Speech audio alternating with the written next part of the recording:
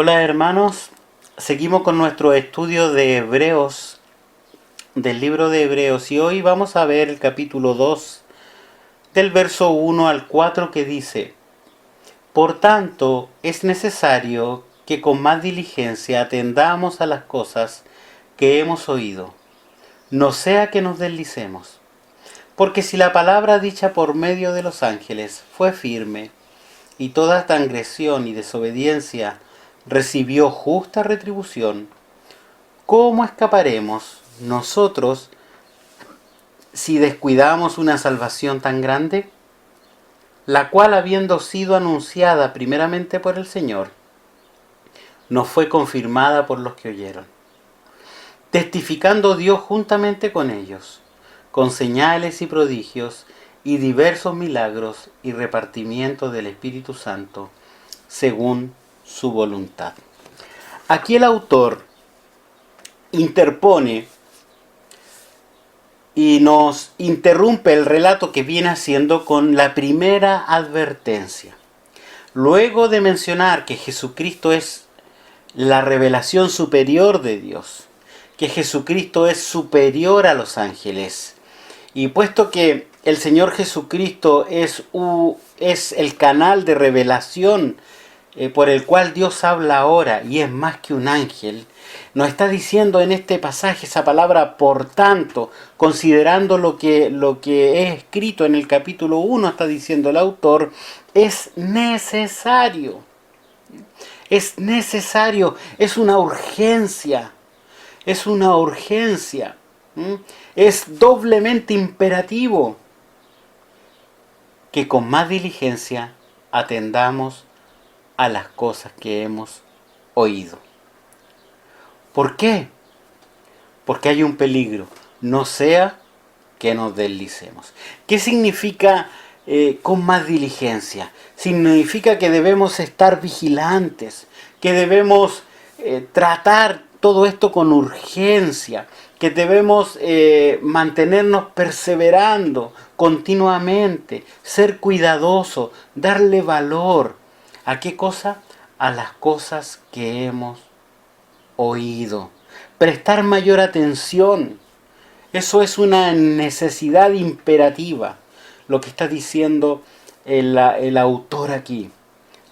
Y ocupa esta palabra, atendamos a las cosas que hemos oído. Esta palabra atender tiene una connotación náutica. Significa amarrar la embarcación, significa echar el ancla, significa asegurar la nave al muelle, cosa que no se mueva, que no ande vagando, que se puede ir contra las rocas, contra la orilla, y puede ser muy grande la ruina. En en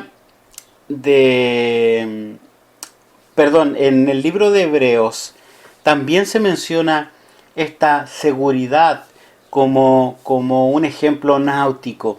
Ahí en el capítulo 6, verso 18 y al 20 dice: para que por dos cosas inmutables en las cuales es imposible que Dios mienta, tengamos un fortísimo consuelo, los que hemos acudido para asirnos de la esperanza puesta delante de nosotros, la cual tenemos como segura y firme ancla del alma, y que penetra hasta dentro del velo, donde Jesús entró por nosotros como precursor, hecho sumo sacerdote para siempre, según el orden de Melquisedec. Ahí está la figura del ancla, algo seguro, algo firme, algo de lo cual nosotros podemos asirnos. Y nos dice aquí que es nuestro Señor Jesucristo que entró allí, traspasó, ¿cierto?, al lugar santísimo, y Él nos tiene asegurado de estas promesas. Entonces, ¿qué debemos atender? ¿A qué debemos amarrarnos? ¿A qué le debemos echar el ancla? ¿Dónde debemos asegurar nuestra nave? ¿A qué cosas tenemos que amarrarnos, asegurarnos? Bueno, aquí la frase dice: a lo que hemos oído. A lo que hemos oído. ¿Y qué es lo que hemos oído?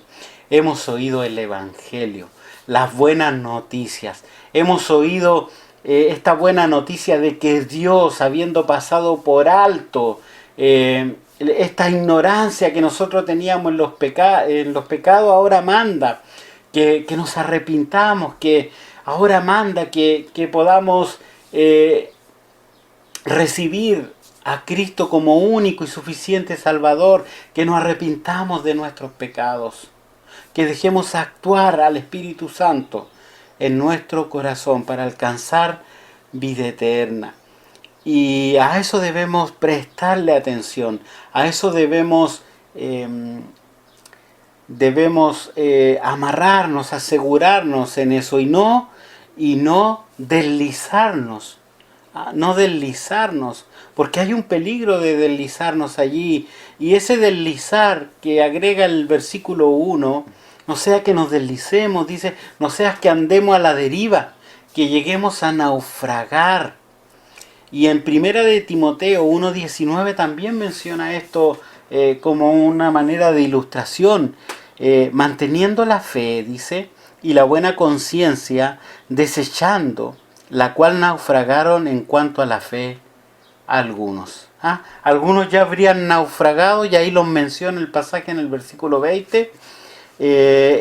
¿Por qué? Porque ellos se deslizaron, ellos dejaron de prestar atención a las palabras del Señor Jesucristo, quitaron los ojos del Señor Jesucristo y comenzaron a poner los ojos en otras cosas, comenzaron a escuchar otras cosas, y ellos se deslizaron y naufragaron, anduvieron en la deriva. ¿Y cómo se llega a andar en la deriva? Bueno, se llega con liviandad, con negligencia, con descuido de las cosas que tenemos que hacer, no tomándole el peso a las palabras del Señor Jesucristo, no tomándole el peso a la obra que el Señor Jesucristo, no confiando en las promesas que Él nos ha hecho, descuidando las labores que nosotros tenemos que hacer también, siendo liviano en las cosas que nosotros debemos hacer. ¿Cómo qué cosas? La oración, si descuidamos la oración, si descuidamos la lectura de la palabra, si descuidamos el congregarnos, si descuidamos el obedecer la palabra del Señor con relación a nuestra vida de santidad, con relación al compartir el Evangelio, con relación a el vivir en una vida de iglesia, en el cuerpo de Cristo, edificándonos mutuamente. Podemos naufragar, podemos andar a la deriva, podemos deslizarnos. Los vientos y corrientes de doctrina nos pueden llevar por uno y otro lado, y estamos así, no vamos a ningún lado, y damos vueltas como una nave que está a la deriva. Por eso es necesario que prestemos atención a las palabras que el Señor Jesucristo ha dicho. En el verso 2, luego de dar esta advertencia, nos pone una ilustración para que nosotros podamos entender la urgencia que tiene esta advertencia. Y esto dice, porque si la palabra dicha por medio de los ángeles fue firme, y toda transgresión y desobediencia recibió justa retribución. Hace una mirada al pasado y dice que en el tiempo pasado Israel recibió la ley por intermedio de los ángeles, cosa que la Escritura confirma tanto en Deuteronomio, en Gálatas, en el libro de los Hechos, y declara que esta revelación fue firme. Es decir, no se podía ignorar, es algo que estaba allí y que Israel tenía que cumplir. ¿Y qué pasaba si alguien la transgredía o la desobedecía? Bueno, la palabra transgresión es cruzar el límite, es hacer una infracción a la ley con un conocimiento de causa, algo consciente, era una decisión. Entonces esa transgresión es cruzar un límite. Dios había fijado los límites y fijó varias leyes de lo que no se debía hacer. y las personas tenían la decisión de hacer, de cumplir o no cumplir la ley, de obedecer o no obedecer. Y dice que toda desobediencia, esa palabra desobediencia tiene la misma idea que la palabra del Nuevo Testamento, que es desatender lo que se dijo, no escuchar lo que se dijo, es decir, un rechazo a oír. Esto es un rechazo voluntario, es una decisión también. Entonces, tanto en la transgresión como en la desobediencia a la ley que Dios entregó en el pasado, recibió un justo castigo, recibió una justa retribución. Y esta es la idea, es como el pago de un salario. Ellos recibieron lo que trabajaron, recibieron el pago por lo que trabajaron. Entonces no hay más. Si alguien no cumplió la ley, si alguien transgredió la ley, si alguien desobedeció la ley, bueno, va a recibir el justo castigo por la ley. ¿Y cuál era el justo castigo por la ley en el pasado? El alma que pecare, esa morirá. Y aquí hay una continuidad acerca del carácter de la justicia de Dios. Si está diciendo en otras palabras implícitamente, si el Dios del Antiguo Testamento, que es el mismo Dios del Nuevo Testamento, si el Dios del Antiguo Testamento castigó la desobediencia, castigó la transgresión, en este tiempo, en el Hijo, también va a ocurrir exactamente lo mismo. Pero también hay una continuidad en la obligación, lo que se exige a las personas que le he entregado la revelación. Si en el pasado a las personas se le exigió esta obligación moral de obedecer, ahora también se exige, por medio de esta revelación del Evangelio, a obedecer, a vivir conforme lo que el Evangelio dice. Por lo tanto, no hay un paso acá de algo falso a algo verdadero. No hay un cambio de algo que se había dicho antes y ahora cambia, no, sino que es una revelación, es el paso de una revelación menor a una revelación mayor. Está diciendo que si el Señor castigó la desobediencia en el pasado, y dice el verso 3, ¿cómo van a escapar los que descuidan ahora la revelación por medio del Hijo? Y dice la frase en el verso 3, ¿cómo escaparemos nosotros? Se incluye el autor si descuidamos una salvación tan grande. ¿Cómo escaparemos? Es una pregunta retórica que tiene como respuesta no escaparemos. Está haciendo la pregunta de tal manera que la respuesta es no hay manera de escapar si es que descuidamos una salvación tan grande. Así como Dios castigó en el Antiguo Testamento, va a castigar y no hay escapatoria a aquellos que descuiden una salvación tan grande. Esto es una evidencia de un castigo aún más severo. Y resulta que el libro de Apocalipsis, en su capítulo 20, nos habla de este juicio, de este gran juicio del trono blanco, donde el que no se haya inscrito en el libro de la vida va a ser tomado y echado fuera al lago de fuego y un lugar preparado para tormento y castigo eterno. Pero ¿quiénes van a hacer esto? Los que descuidan una salvación tan grande. ¿Y qué significa la palabra descuidar? La palabra descuidar es no preocuparse.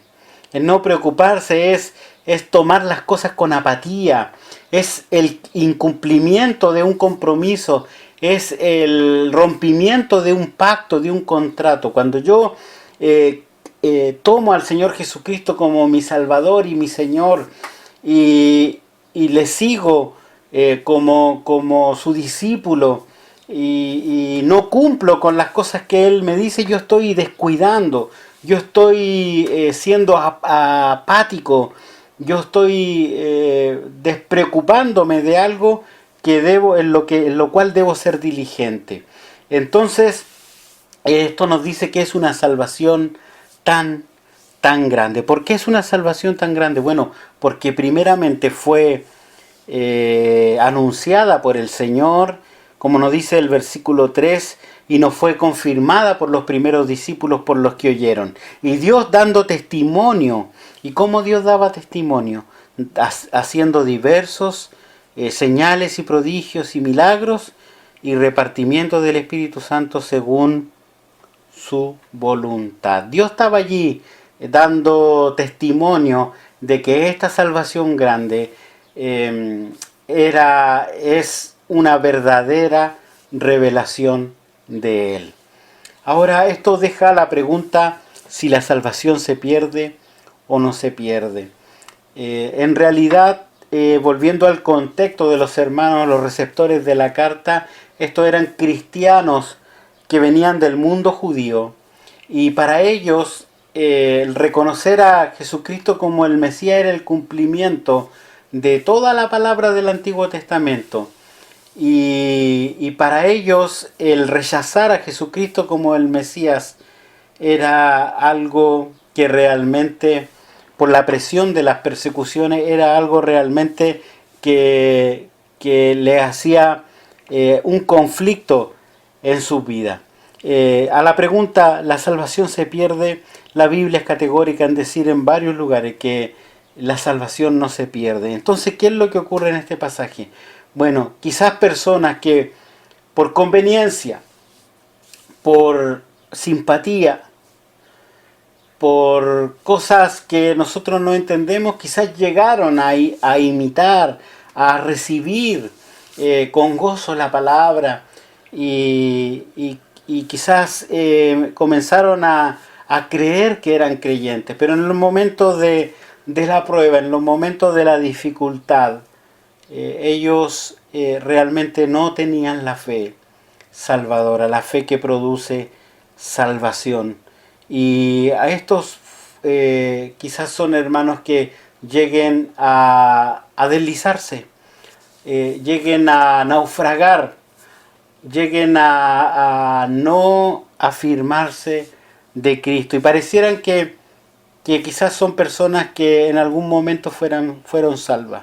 Pero no es el caso. Bíblicamente no es el caso. La advertencia es, hermanos, es necesario que atendamos con más diligencia. Es necesario que atendamos con más diligencia. Dios te bendiga.